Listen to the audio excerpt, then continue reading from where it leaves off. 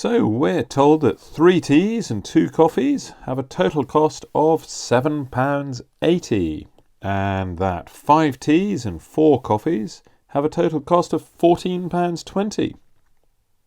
And we're asked to work out the cost of 1 tea and the cost of 1 coffee.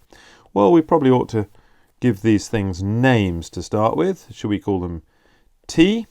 And what about C for that? That's imaginative, isn't it? Right, so the cost of tea, 1 tea is T, and the cost of 1 coffee is C. And we need to write down the information in the question. So 3 times T plus 2 times C is equal to 7.8 or £7.80. And then for 5 T's, so 5 times T plus 4 times C, that's 14.2 or £14.20. And you'll notice that having written down the information in the question, we now have some linear simultaneous equations. What do I mean by linear? Well, look, there are no squareds anywhere, which would make them non-linear. So, to do that, we're going to use what I call the elimination method. Some people call it the balance method. All right, and we always do this in a similar way. We give the equations names. I'm going to call them A and B. And then we're going to do things to the equations so that the numbers in front of either the C or the T are the same. These are the numbers we call the coefficients of C. Now actually, if you look at this, if I double the first equation, then I will have 4 C's, and I've got 4 C's in the second one. So let's do that. And then we'll see what happens. So let's double the first equation. If I do that, I get 6T plus 4C is equal to, well, I've got to double 7.8. Well, let's think about it in terms of money. Okay, 2 times £8 is £16, so 2 times 7.8 will be, well, it's 20 pence off each of those £8, so that will be 15.6 or £15.60.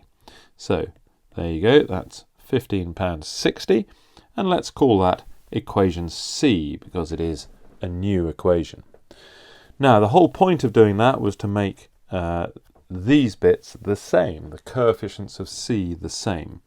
And we do that because now we can subtract and get rid of the C bits. So if I do equation C minus equation B, you'll see that I get just 1T, no C's, I don't really need that, so let's ignore that, is equal to, now I've got £15.60, I take off £14.20, clearly I've got £1.40 left.